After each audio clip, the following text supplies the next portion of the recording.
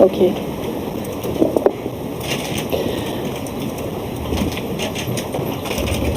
Assalamualaikum warahmatullahi wabarakatuh.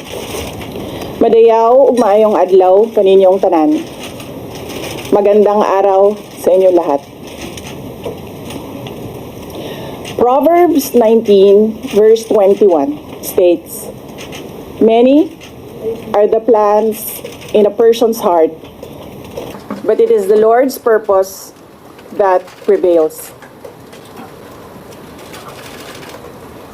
It took me 47 years to understand that my life was never meant to be only mine.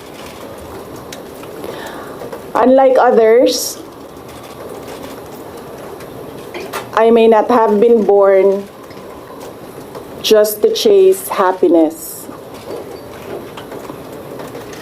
For a long time, I questioned the weight of responsibility to my family, to my country, to everyone who called on me.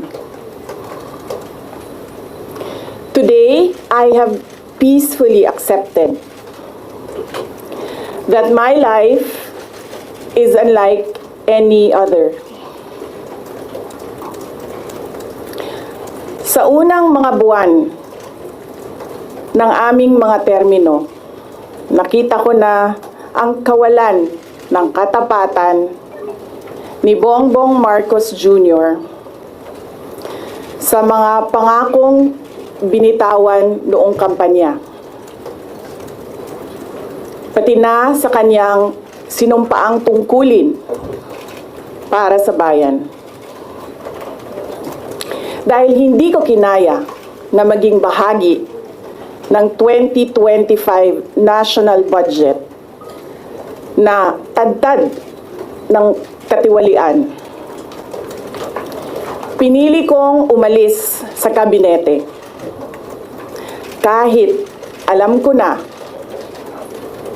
mula pa noong 2023 na ang magiging kapalit ay ang aking impeachment.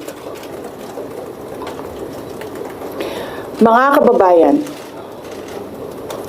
humihingi ako ng paumanhin. Patawad kung tinulungan ko mahalal si BBM bilang Pangulo ng ating bansa.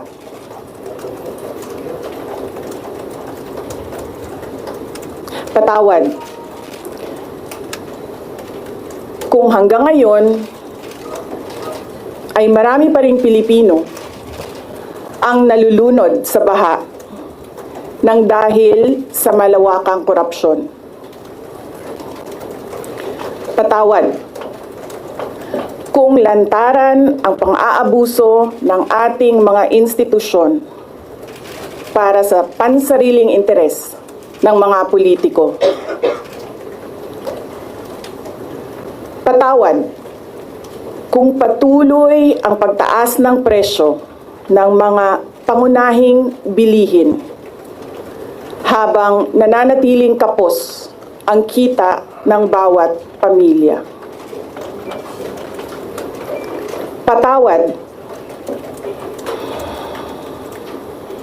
kung wala man lang tayong tunay na seguridad sa pagkain.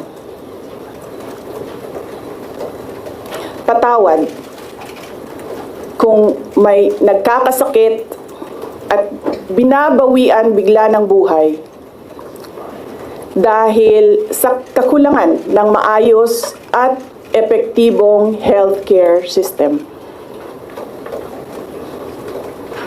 Hindi ako kailanman natakot sa pagsira nila sa pangalan ko. Ngunit, may takot ako para sa ating mga anak. May takot ako para sa susunod na henerasyon.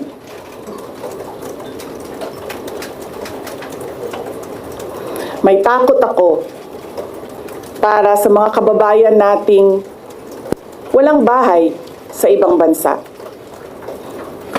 Walang pangalawang pasaporte, walang ibang matatakbuhan kundi ang Pilipinas. Kahit ito'y patuloy na nalulugmok sa kahirapan. Na ako'y kahadlok, nga moabot ang adlaw na dawaton na lang nato ang kapobrehon isip kapalaran. Nga maanad na ta sa sayop, nga mawad-an na lang ta og paglaom. Og labaw sa tanan na ako'y kahadlok,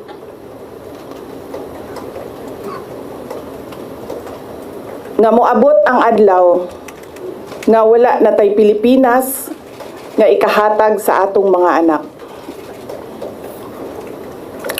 I cannot kneel before each and every Filipino to beg for forgiveness. Instead, I offer my life, my strength, and my future in the service of our nation. Mga kababayan, ibalik natin ang tapang at malasakit para sa Diyos, sa bayan, at para sa bawat pamilyang Pilipino. Ako si Sara Duterte, tatakbo bilang Pangulo ng Pilipinas. Syukran.